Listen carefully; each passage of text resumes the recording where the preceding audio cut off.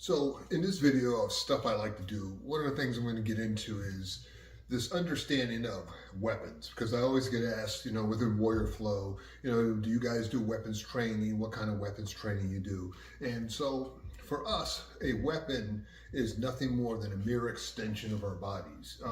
I know there are all different types of schools of knife fighting, stick fighting, sword fighting, all that stuff. And I'm pretty sure some of the stuff I do and teach, as basic as it is, there are probably people who look at it and say, well, that's not, technically correct in terms of form and all that stuff. And okay, maybe so. I don't care. And the reason is the only objective measure that matters is if you have to use a weapon of some kind, are you effective or not? Like we have a saying in the Marine Corps, I don't care what kind of gun you have or how well made it is, it's not the dope on the gun, it's the dope behind the dope that makes the gun effective. Alexander the Great said it best, and that is the most well-made tools are worthless in the hands of those unskilled in their use. And that's really the philosophy we kind of do everything through. So this is the reason why we focus so much on developing people's bodies, because if a knife or even a gun is merely an extension of your body, and then you know how to move and use it effectively with utter ruthless intention, everything changes. I see all kinds of exotic stuff on the internet, and I like watching that stuff actually. I think it's pretty cool. But one of the problems I see is a lot of people are very critical of whether knife fighting techniques are realistic or whether, knife defense techniques are realistic. I see a lot of stuff of people criticizing knife defense techniques, and I understand there's some hokey stuff out there. I get no argument from me. I'm not even going to question that. My thing about that, though, is that, is the, Sergeant Major military, because he got promoted from gunny from the last time I saw him, used to have a saying. He used to have great sayings. And one of the things he said to me was, Lieutenant, anything you do, especially nothing, can get you killed. So do something.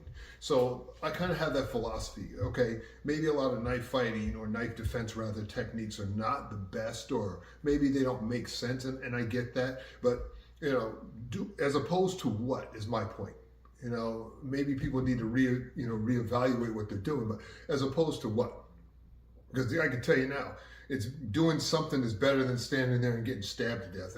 Our prisons are full of people who use knives effectively, and very few, if any, have actually trained with a knife. So this idea that you need a lot of skill to use a knife is, it's just not true. The same thing with a stick.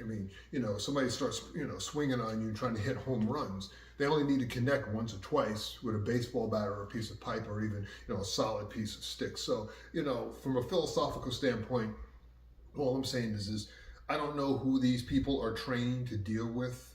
I think too many martial artists train to deal with other trained martial artists or trained to defeat this art or that art. And they're not realizing 99% of the attackers out there are not trained fighters. They're not trained martial artists. The idea of even, well, how would you deal with a boxer? I'll be honest with you, I have many friends who were boxers, very good boxers. I'm not getting into fights with those guys. And you know what? They got better things to do themselves than be picking fights. So all those arguments, they're all nonsense. Just people trying to measure their penises to see who's got a bigger one. That's all it is. Just a bunch of, Freudian penis envy, if you ask me.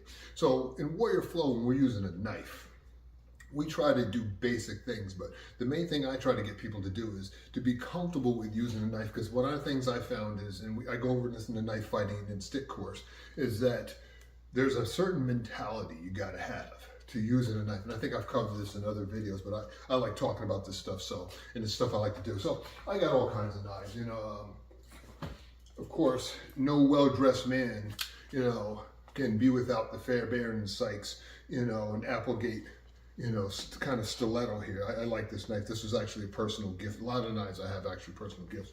And I like that because it's very concealable.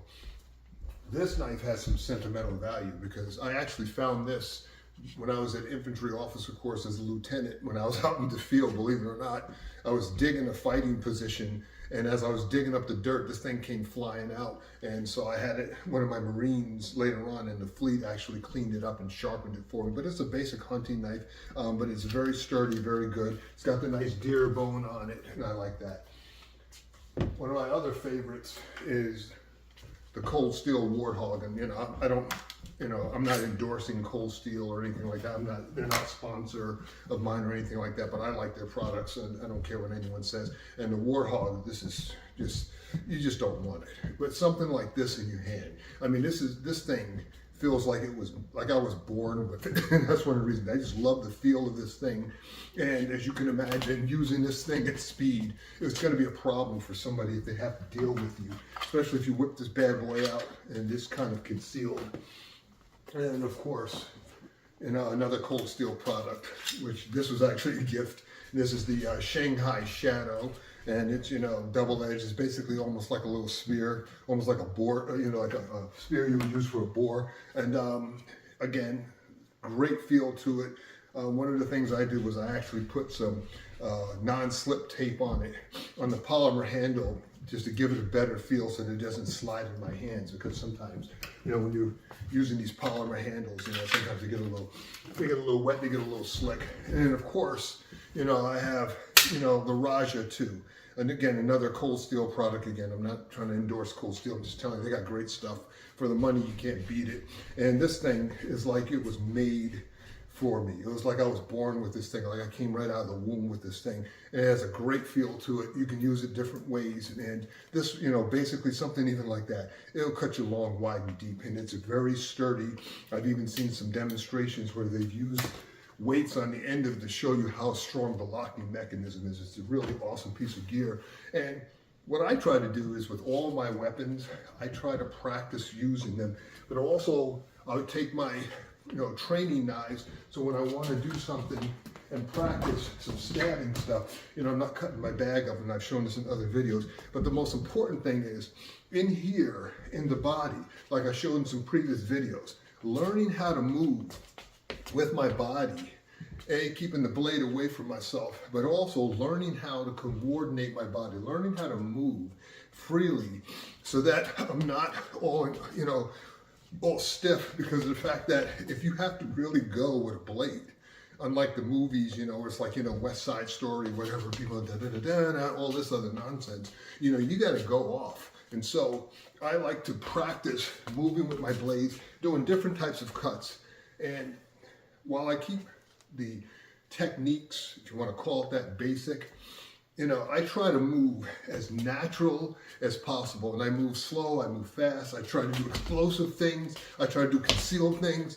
And the reason I do that is to train my body, to train the muscles to accelerate the violence. I cannot overemphasize the importance of properly training your body. And it's one of the things I see in a lot of training where people show a lot of techniques, a lot of really good techniques. I mean, there's not too much stuff out there that I don't feel, at least in my system, we can't make work. And the reason is because we put so much emphasis into training our bodies to move, even in a very, very general kind of movement, where we train our bodies to move a certain way so that as we're moving with it, as the blade becomes an extension of our body, it's effortless in how we use it. It's not like we're sitting there trying to figure out 5,000 different techniques. If I want to hit you, I want to cut you, I'm just going to do it.